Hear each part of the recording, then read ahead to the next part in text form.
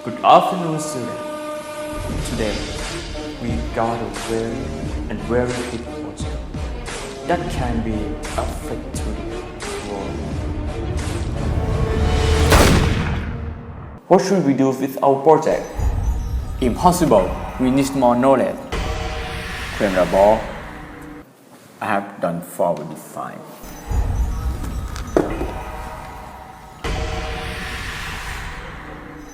No way. Where did you get it from?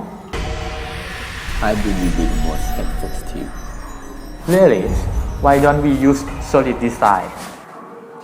The area moment of the inertia is not equal for the overall cross-section. And then we use Yammerless to determine for the arrangement. We only need the calculation. From the arrangement, I will have to calculate for the area moment of inertia and then use them to find the specific strength, also plot the Moore circle. But there are many variables. How can I manage them all? Maybe I try to put them in Excel and fix all the constant values.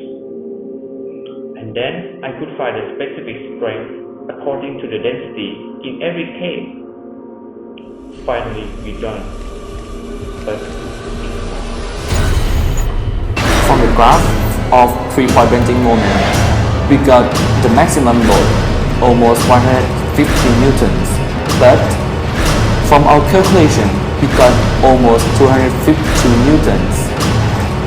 But the most important thing from the regression analysis, we got only 36 newtons for our beam could take. One method is our calculation. We caught in the beginning the force wire applied on epoxy, which make graph difference. force begin to apply on material. Don't worry, we still have the second chance. Maybe we could use a better machine to decrease our wave thickness and rearrange the material to get a higher specific strength. Decrease? But it's too risky. I already did calculation. We can do it, man.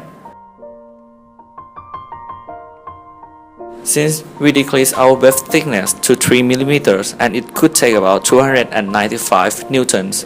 But during the T-point bending test in the second times, it showed that the graph of the slope trending to have two slope again, which makes the highest point almost touch 140 newtons.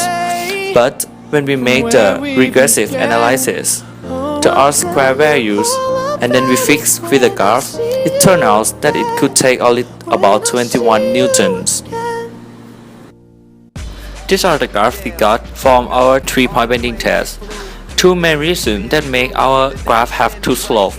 One, because when we not put the top and the bottom plate in the right position, so when it applied the load, it could not take the load as much as we have in our calculation. And second, we put on too much epoxy that make it too thick.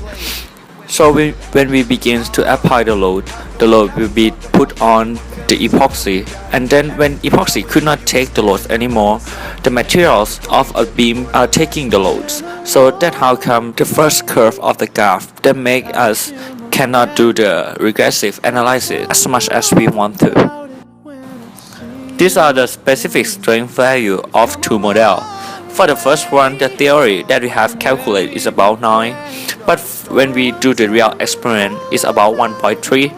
And for the second model, the specific strength in the theory is about 10, but when we did it, it's about 0.8. So how come it's like this? Because of the reason we have discussed before. And we could do more improvement. Just like we can plan to have more thinner epoxy. When we mix it, we have to use it instantly. And another way in our suggestion is change the shape of the cross section. Like C shape could be the good one, like the car chassis.